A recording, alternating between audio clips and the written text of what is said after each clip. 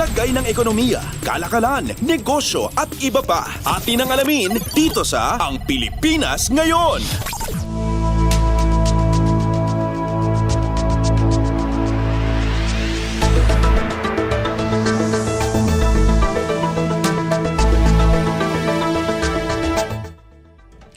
Magandang araw, narito na ang mga nangungunang balita sa larangan ng pagnenegosyo at kalakalan.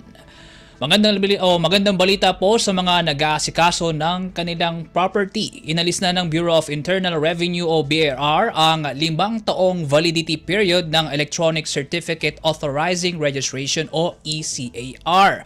Ayon sa ahensya, sa pamamagitan ng Revenue Regulation No. 12-2024 na inisyu ni BIR Commissioner Romeo Lumagi Jr., mananatiling valid ang lahat ng ECARs hanggang sa may presenta ang mga ito sa kinauukulang Registry of Deeds. Sa ilalim din ng kautusan ang CAR na labas sa ECAR system ang pahihintulutan na lamang para sa revalidation.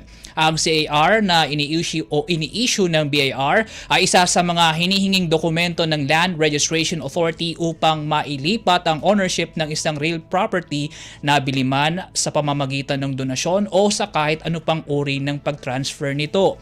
Ang nasabing sertipikasyon ay nagpapatunay na ang pag-transfer ng property ay naiulat na sa kaukulang ahensya at ang mga kinakailangang buwis ay nabayaran na ng buo ng taxpayer. Dahil sa bagong kautusan na nag-aalis sa 5-year validity ng ECAR, hindi na kinakailangang mag-request pa muli ng taxpayer ng bagong sertipikasyon, bagay na matagal ng dagdag pasanin sa kanila. Sa kanya namang pahayag, nangako si Commissioner Lumagi para sa implementasyon ng mga magpapabawas pasanin sa mga nagbabayad ng buwis. Anya sa bagong Pilipinas, hindi lamang collection-oriented ang layo ng BIR, kundi maging isa ring service-oriented na ahensya. Lagay ng ekonomiya, kalakalan, negosyo at iba pa. Atin ang alamin dito sa Ang Pilipinas Ngayon.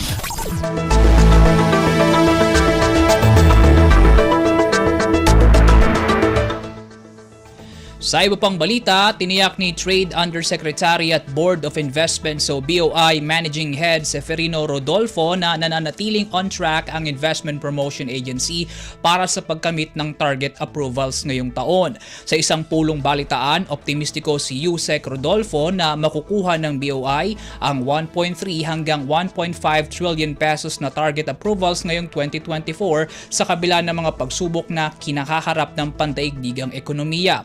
Ani ng opisyal, crucial ang foreign visits ni Pangulong Ferdinand R. Marcos Jr. at follow-through trips ng Department of Trade and Industry o DTI officials upang matamo ito. Kamakailan nang iulat ng DTI na naaabot na sa 231 na investment leads ang nakuha ng Pilipinas hanggang nitong Hunyo ng kasalukuyang taon. Ito ay may kabuang halagang $76.6 billion o 4.5 trillion pesos. Sa nasabing bilang, $17 billion o 998 billion pesos dito ang nasa processing stage na sa kanilang rehistrasyon sa BOI o sa Philippine Economic Zone Authority.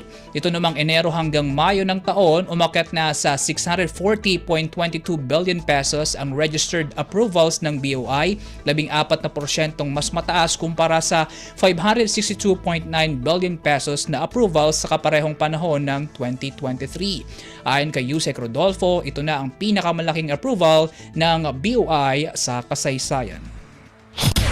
Lagay ng ekonomiya, kalakalan, negosyo at iba pa. Atin ang alamin dito sa Ang Pilipinas Ngayon.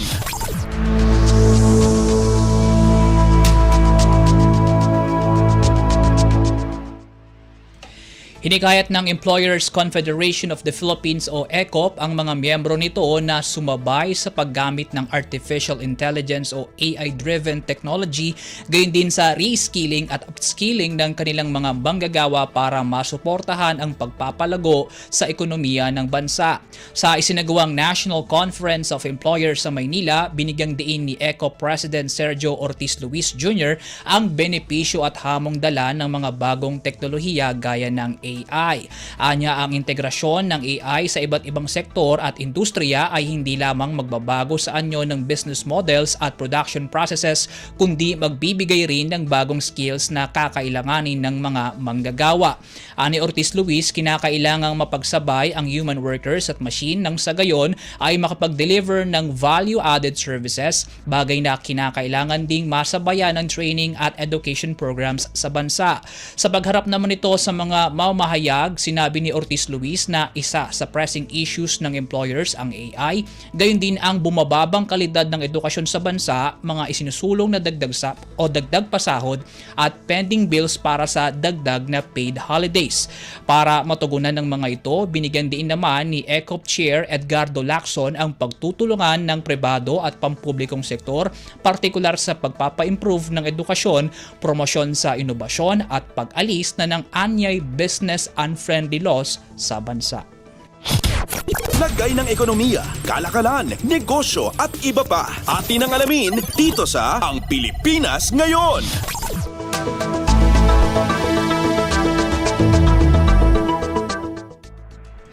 At yan po mga balitang aming nakalap sa larangan ng pagninegosyo at kalakalan. Para sa Radyo Pilipinas World Service, ako po si Win Peñano, masensong araw po sa ating lahat.